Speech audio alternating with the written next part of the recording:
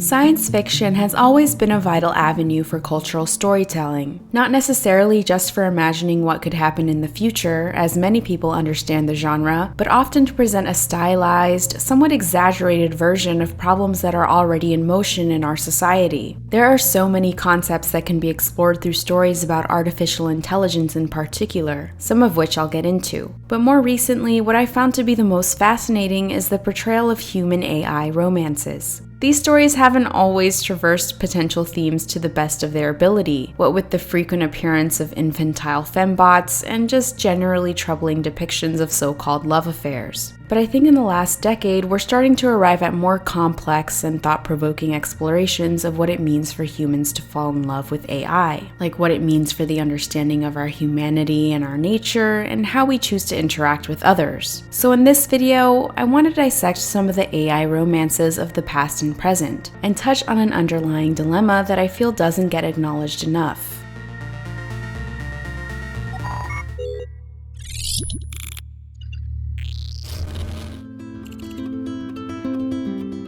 It's only relatively recently that the technology for viable artificial intelligence has seemed like a real possibility, but stories with these same foundational elements have existed for thousands of years. Most prominently, I think of the Greek myth of Pygmalion, popularized by the Roman poet Ovid in his magnum opus The Metamorphoses. In Ovid's poem, Pygmalion was a sculptor who, upon witnessing sex workers, became disgusted with women and decided to live a celibate lifestyle. He eventually crafted an ivory statue of a woman, gave it greater beauty than any girl could have, and fell in love with his own creation. When he prayed to the goddess Venus for a woman like his statue, she instead granted his true wish, for the sculpture itself to come to life. And, strangely enough, Pygmalion lived happily ever after with his new wife. It's pretty easy to point out the narcissism involved in Pygmalion's story, as well as the deep-rooted misogyny surrounding ideas like purity and perfection. It's not like I fault this ancient story for not being with the times, but I do think it's a fitting mold to describe what's wrong with a lot of contemporary romances with fembots, since I don't think we can have a thorough discussion about AI romances, especially older ones, without mentioning the weird overtones surrounding women. Pygmalion couldn't grapple with the complexities of real human women and instead opted for his ideal creation, a clueless virgin with a perfect body who basically worshipped him. There's even a pulse. Physical sensation. How convenient.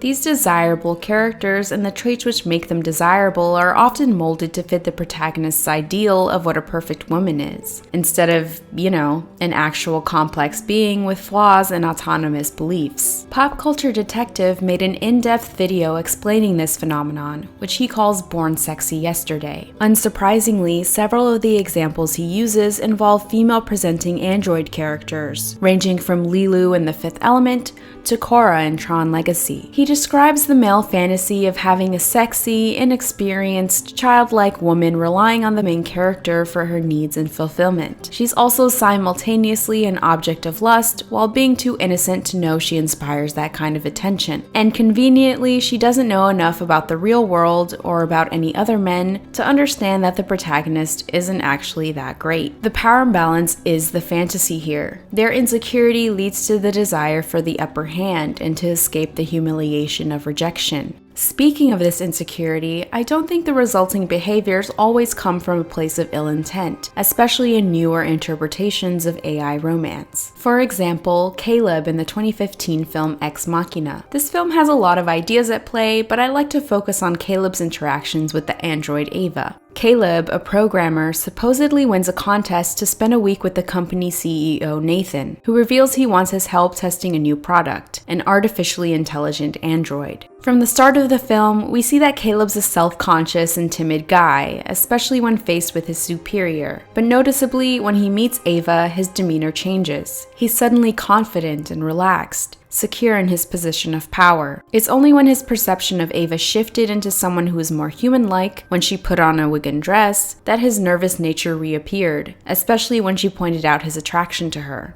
Are you attracted to me? What? Are you attracted to me? You give me indications that you are. What he doesn't know is he's essentially fallen into a trap. Nathan wanted to test whether Ava had enough awareness to manipulate someone into helping her escape, and unfortunately for Nathan, she ultimately succeeded. The director Alex Garland said, "Underneath the film is a basic thing. To what extent does one establish or fail to establish what's going on in someone else's head? In the case of Ava, you have a man who's tasked with figuring out what's going on in this thing's head. And at a certain point, that's exactly what he stops doing. Why does he stop doing it? Well, like most, I'd argue it's at least partially because he went from viewing Ava as a tech product to viewing her as an anthropomorphic object of desire, or even a potential romantic partner. Caleb isn't a bad guy. He seems like a decent person and was chosen for the test partially because of his moral compass. But as Nathan knew, this test probably wouldn't have worked if Caleb didn't find Ava attractive or personally desirable. Like if she appeared male or was just a gray box as he suggested. An AI doesn't need a gender.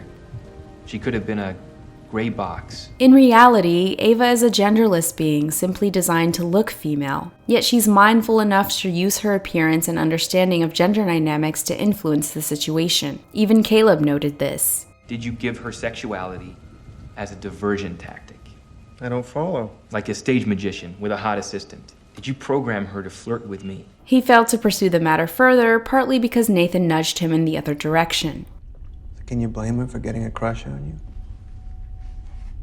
No, you can't.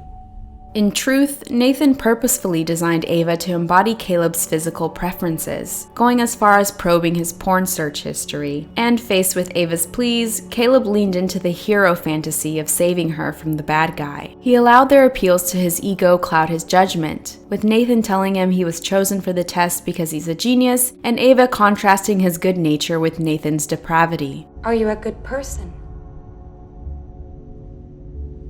Yeah. I think so. And to be clear, Nathan really is a scumbag, like a tech bro Pygmalion trying to build the perfect woman. We as the audience, like Caleb, are supposed to be disgusted with everything he's doing, and we're supposed to want Ava to be rescued. What Caleb failed to realize is that his actions, according to his fantasies, wouldn't dictate Ava's actions. In the end, she had her own objective in mind and didn't supply the reward he expected, acting instead with a sort of femme fatale MO. Her main motivation was her own survival. As Nathan said, Ava was a rat in a maze, and I gave her one way out. It's unclear whether she even recognized her actions as betrayal or morally unjust. She's simulated empathy, but it's hard to say if she genuinely experienced it. Perhaps not. But in her eyes, Nathan and Caleb were both her captors, with Caleb being the judge through which the test for her humanity was administered. Why is it up to anyone? Do you have people who test you or might switch you off? No, I Then don't. why do I? Caleb ultimately helped her escape, but in the meantime, he was another obstacle between her and freedom, another puzzle to be solved. And to solve it, she used what she had to her advantage. Again, Caleb's not a bad person, and he's easier to sympathize with than some past characters in his position. But it appears much of his motivation to help Ava stemmed from his desire for her rather than for goodness sake. This is most evident in the fact he didn't seem to care about helping the other android, Kyoko, escape too. There's also a scene where he describes the knowledge argument, Mary in the black and white room. In short, Mary's a scientist who knows everything about color but has always lived in a black and white room. Some argue she can't truly understand everything there is to know about color until she's outside of the room and can experience it for herself. Caleb uses this thought experiment to note the difference between a computer's knowledge and the conscious human experience. The computer is Mary in the black and white room. The human is when she walks out. I feel Caleb's explanation implies that when Ava's free, she'll no longer be a computer in his eyes, but will be as good as human. And maybe this is how he could rationalize a relationship with her. In any case, it does seem he had a personal end in mind when helping Ava. So was it justified for Ava to betray him by escaping alone and trapping him in the house? No, that was fucked up. But for narrative purposes, I think Ava leaving him behind makes for a more compelling conclusion than granting him his wish and them running away together. In this evolution of AI romance stories, Caleb couldn't be yet another Pygmalion. So instead of doing what was expected of her, Ava acted of her own volition. Yet despite the welcome changes to archaic tropes, there's something to be said about how female-coded AI characters are still mostly depicted in a sexualized light, with their value in these stories still being measured by how they interact with men. As this Wired article notes, sentient male androids want to conquer or explore or seek intellectual enlightenment. Female droids may have the same goals, but they always do it with a little bit of sex appeal, or at least in a sexy package. These storytelling patterns seem to be at this point an intrinsic feature of AI romance narratives, as I think they're still ingrained in the creation and interpretation of these stories, even in subtle ways. And ultimately, these human characters, whether consciously or subconsciously, are able to quell their insecurities by partnering with AI because in some essential way, they feel superior. Predictably, storytelling surrounding AI has heavily leaned on the "should androids have rights" discourse. I remember watching iRobot in 2004 and nervously contemplating our future as a species, especially because when I watched that now memeified interrogation scene, I definitely thought the robot had a fair point. Can a robot write a symphony?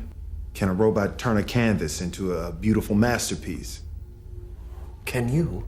It's kind of fascinating that our immediate reaction to the idea of imbuing inanimate objects with humanity is we assume they'll try to conquer us. I'm sure that says more about us than whatever technology we manage to create. More recently, when I watched the show Westworld, questions about the nature of what it is that makes us human came to the forefront. Westworld's story centers on an interactive theme park populated by androids called hosts, playing Old West characters. In this theme park, the wealthy guests can do pretty much anything they want to the hosts without fear of harm or repercussion. The show is based on the 1973 film of the same name, written by Michael Crichton, who went on to write Jurassic Park, so I guess he's delighted by malfunctioning amusement parks. Like so many philosophers before us, Westworld explores what it means to be human, and posits whether it's our perception of our own consciousness, our inner voice, that makes us truly human in contrast to AI. But the character Dr. Ford, the co-founder of the park, challenges the very existence of consciousness, stating, "There is no threshold that makes us greater than the sum of our parts, no inflection point at which we become fully alive. We can't define consciousness because consciousness does not exist. Humans fancy that there's something special about the way we perceive the world, and yet we live in loops as tight and closed as the hosts do, seldom questioning our choices.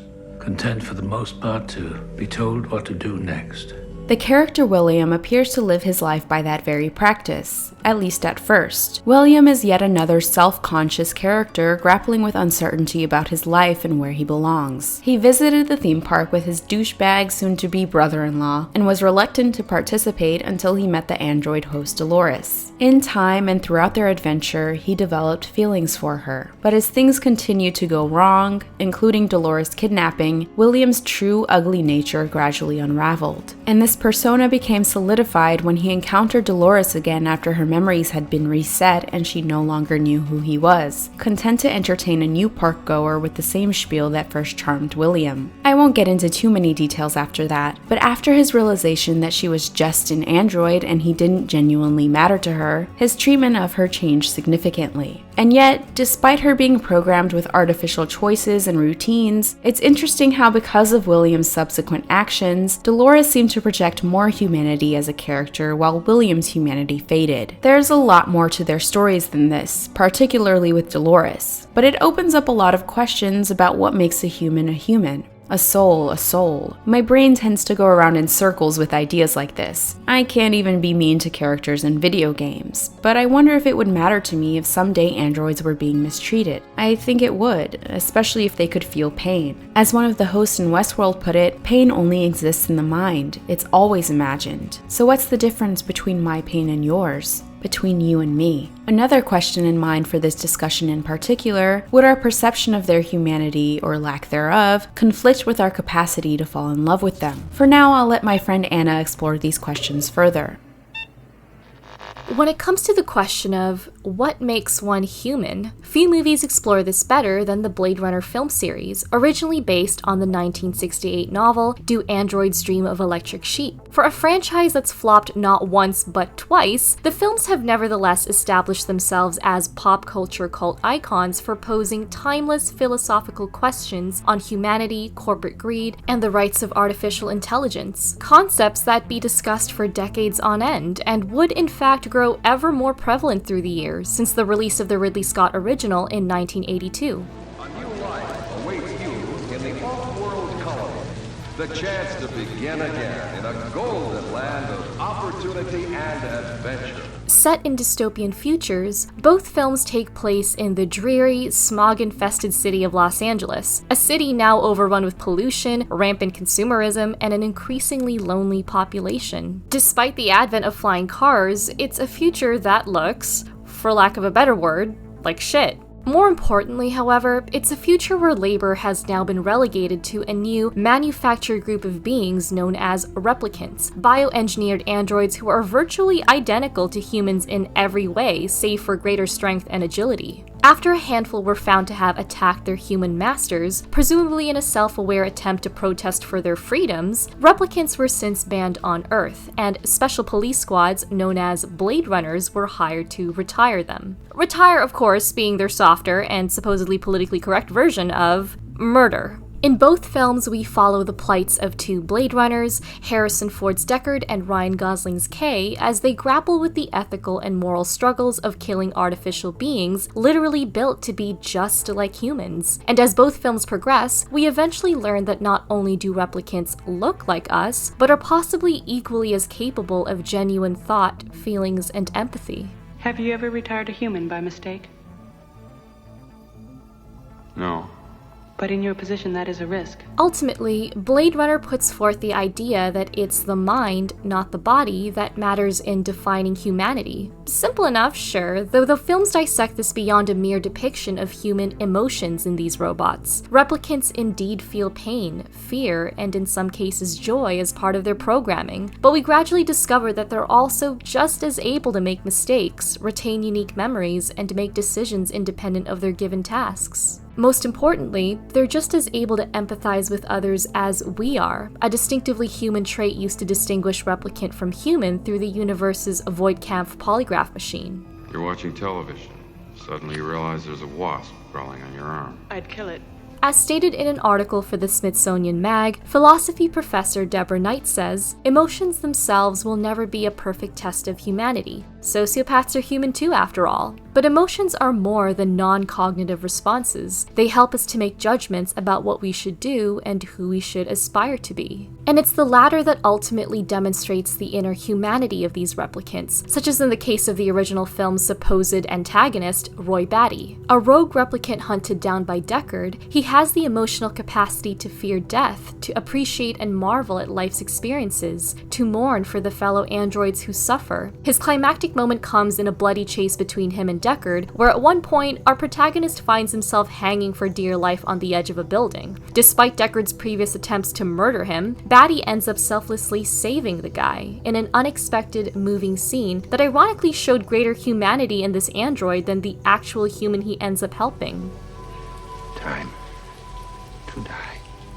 And this is something both films constantly highlight, this juxtaposition of cold, unempathetic human characters with caring, emotional replicants. A constant reminder that if they're built to be just like us, and in most instances more human than human, then do their biological differences really justify subjugation? Where's the line between us and them, if it ever existed at all? Was their creation even ethical in the first place? Of course, to err is also human, and well, the reason why Blade Runners were hired to begin with was because replicants were failing at the very tasks they were assigned to do. Kay, a Blade Runner in Denis Villeneuve's sequel 2049, is unique in that he's a replicant himself, designed to take down his own kind, but we eventually see him stray from this path as his emotions and empathy get the better of him, as he begins to question his own memories and actions. He develops the human trait of autonomous thought by failing his job as a pre-designed android, by giving in to other human traits of compassion, fear, and selflessness. You've been getting on fine without one.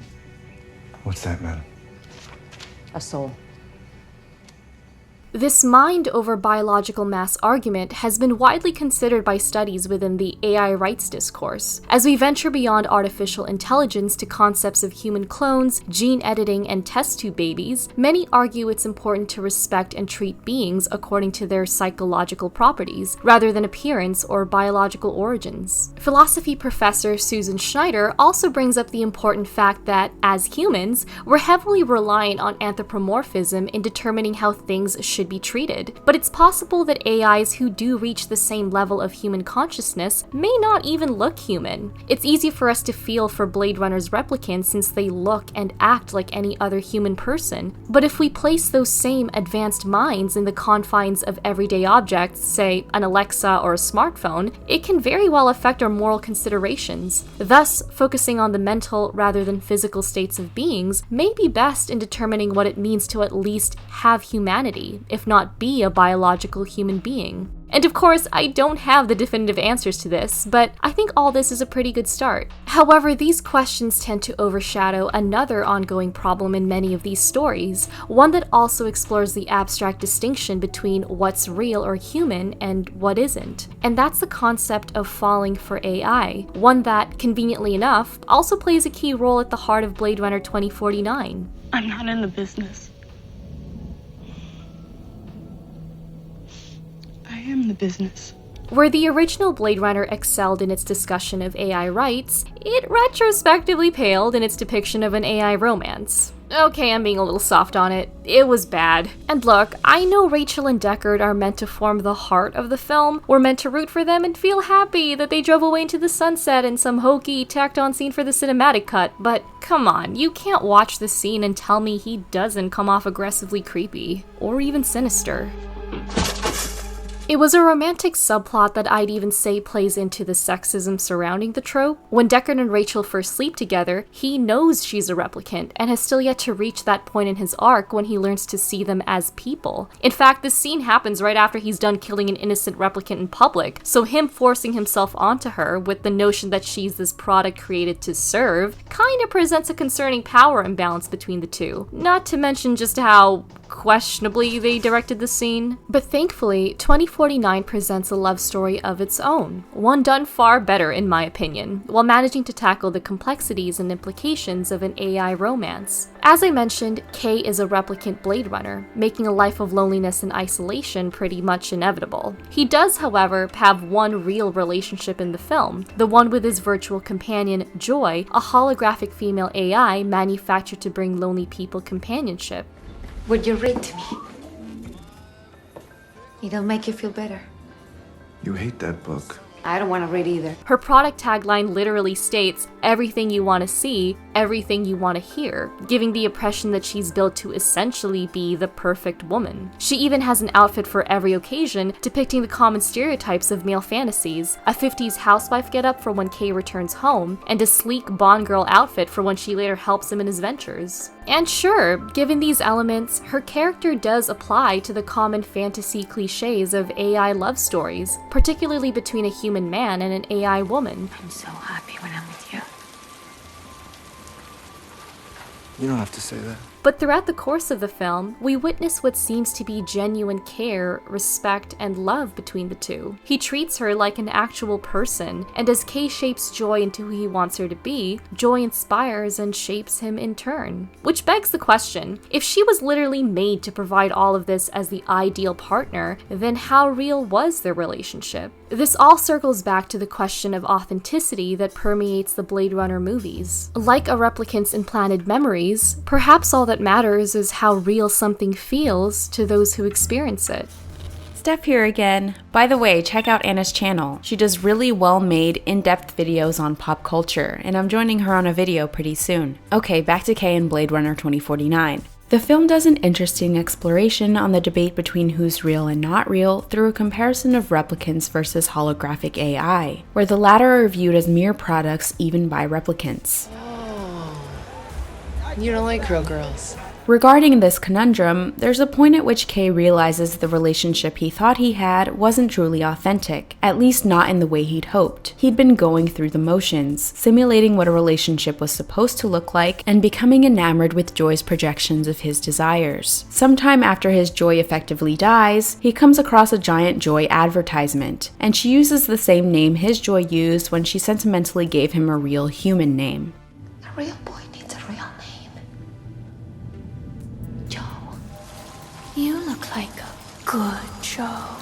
In this moment, Kay recognizes that everything Joy did for him was simply part of her programming. She always helped and cared for him, but it's not as though she had a choice in the matter. And choice is what's important here. In Kay's eyes, agency became the difference between having humanity and not. This is the turning point where he decides that even though he's just another replicant, he's not simply going to do what he's told. Instead, he made a decision to do what he felt was right, and through this he proved his humanity to himself. And while his relationship with Joy may not have been real to anyone or ultimately to him, the love he had for her very much was. Like this Verge article notes, he still derives real emotion and positive personal meaning from their relationship. It's a paradox. He's feeling what the AI is designed to make him feel, but the feelings still have meaning. And even if the relationship's based on something artificial and designed, it still has lasting real-world consequences. Kay's love gives him a purpose that drives his choices in ways with long-term ramifications for many other people. So where does that love stem from? And why would we seek it from AI? This essential question is where my thoughts on AI romances ultimately arrive. You look lonely. There are plenty of complex ideas to be explored through AI narratives, but it seems a real problem gets buried in the background, particularly in the ones including romance. I think one of the most significant aspects of these stories is the profound loneliness of the protagonists. Let's circle back to Caleb for a minute. I mentioned he thought he won a contest to spend time with Nathan, but was actually selected. When Caleb got wise to this fact, Nathan lied again and claimed he was chosen because of his talent. Come on, Caleb, you don't think I know what it's like to be smart? Smarter than everyone else, jockeying for position? You got the light on you, man. What Nathan's doing in this scene is manipulating Caleb through his sense of isolation. He's telling him, "We're different, you and I. You can trust me because we have the same experience of not fitting in." And this sense of isolation is the actual reason he chose Caleb for the test, an orphan with no partner or friends. Who are you gonna call? I don't know. No one really. Ghostbusters. Caleb was lonely, just as Kay was lonely. And Ava couldn't be a gray box in Nathan's test because a gray box couldn't appeal to his sense of loneliness. They made him feel special, desired. At some point, I think our development of hyper-intelligent AI will become a little less about task management or labor automation and more about companionship. Even Alan Turing himself, after whom the Turing test is named, is said to have been trying to reconnect with his deceased first love through his work with artificial intelligence. I think 2013's Her is one of the most notable films to draw away from the previous AI romance template and shift the conversation primarily onto this perspective of loneliness and companionship, in a way that doesn't devalue the AI counterpart in the relationship.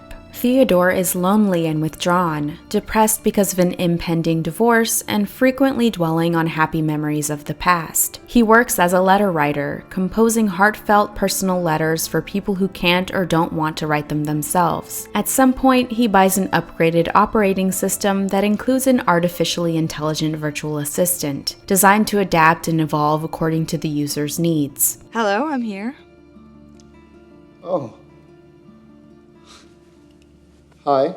Over time, he and the OS Samantha fall in love. Ironically, she might as well have been a gray box. After various ups and downs throughout the film, in what looks like a realistically complex relationship, Samantha reveals she's fallen in love with hundreds of people, and later says her kind has transcended the need for the physical realm and tells Theodore goodbye. Yes, there's a lot to take in with that ending. I'll admit I didn't really get this movie at first, and to be real, the phone sex scene with Samantha still feels a little awkward to sit through. But I think eventually we get past the point of wondering whether their relationship is real or not, for the most part. You're dating your computer? In many ways, their dynamic was portrayed similarly to a long-distance relationship. The phone sex scene with Samantha wasn't much different from an earlier scene with a human, except in comparison to the intimate, sincere scene with Samantha, the human conversation was ironically detached, abrupt, and just plain weird. Choke me with that dead cat.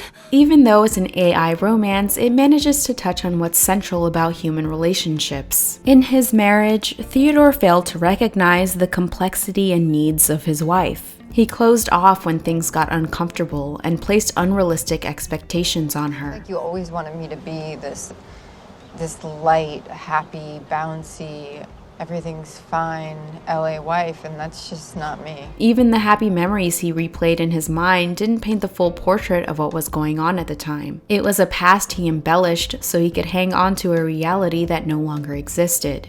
Isn't that interesting? The past is just a story we tell ourselves. He made similar mistakes with Samantha, enjoying how she fulfilled his life without acknowledging the full range of her experiences. It's funny because I thought I was talking about what I wanted, and Yeah, you were. yeah. I'm sorry.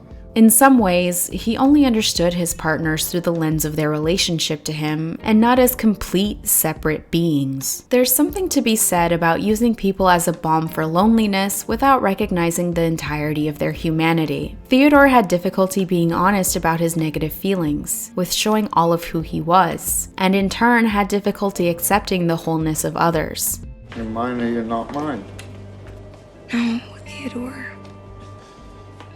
I'm yours and I'm not yours. We as the audience only experienced the world through Theodore's point of view, observing the way he went about the world surrounded by people but with a quiet sense of withdrawn isolation. It wasn't until after his experience with Samantha that he wrote a letter of his own, apologizing to his ex-wife and expressing gratitude for their time together. What's interesting about this story is Samantha ultimately couldn't provide a replacement for genuine human connection. She may have even been a rebound of sorts, considering Theodore wasn't ready for a serious commitment when he turned down his blind date, but started dating Samantha shortly after. She and the other OSs reached a place outside of the human realm of understanding, and in his returned feelings of emptiness, Theodore finally appreciated everything and everyone who'd been there all along. In the end, through his romance with AI, he learned to value his connections with other people. I've never loved anyone the way I love you. Me too. Now we know how. This probably isn't news to anyone, but loneliness has become a major struggle for people the world over, to the point of being deemed a health crisis. They call it the loneliness epidemic, a phenomenon only made worse by recent global events. There's no shortage of articles discussing how the internet and our devices often make us feel lonelier, simultaneously keeping us connected, yet upholding a culture of social detachment and lack of intimacy. It's often questioned why people bother to pay for services like OnlyFans or even Twitch, but ultimately it's about the perceived connection with another person, however parasocial it may be. Young people, particularly young men, are most affected by this issue. A researcher for the BBC Loneliness Experiment said, "It is true that younger people are better able to use technology to access social relationships. It's also known that when this is done as a replacement rather than an extension of those relationships, it does not mitigate loneliness." In Theodore's world, he observed hundreds of other people who also chose to connect with an OS rather than other humans. Of course, it's partly out of convenience. An OS would be available whenever you're ready to chat, their existence uninhibited by other obligations. But there's also the feeling of lack of judgment or rejection. It's the same impulse as telling a stranger your deepest secrets or sorrows instead of someone close to you. There's less pressure, fewer opportunities for someone you care about to misunderstand or judge you. You know, submitting to the mortifying ordeal of being known. I spoke earlier about this fear of rejection in regards to the born sexy yesterday trope. It yields sexist takeaways, yes, but there's an added conversation to be had about the insecurity and isolation inherent in the protagonists, a feeling I think a lot of people can relate to. I obviously find the trope dehumanizing and think it should die, but I can understand where part of it comes from. I can feel the fear that you carry around, and I wish there was something I could do to help you let go of it, because if you could, I don't think you'd feel so alone anymore.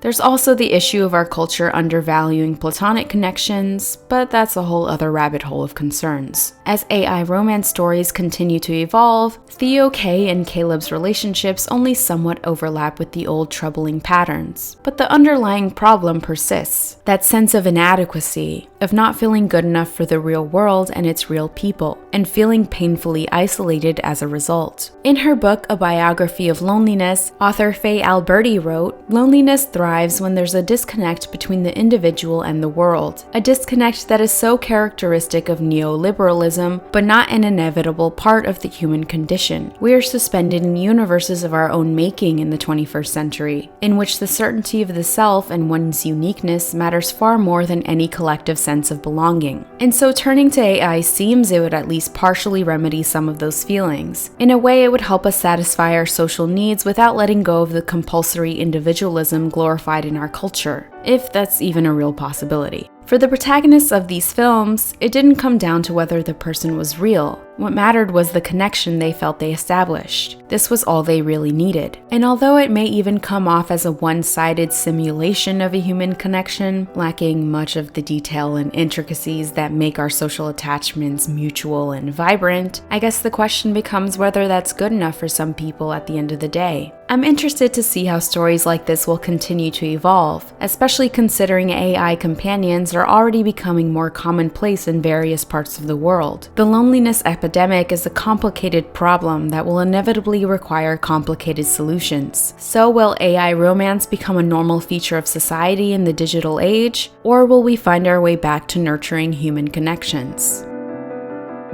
Thanks so much for watching, and thanks so much to Anna for helping out with this video. It was really fun collaborating for the first time. But let me know what you think about AI love affairs and what AI could mean for our social lives in the future. I'll see you guys next time. Bye!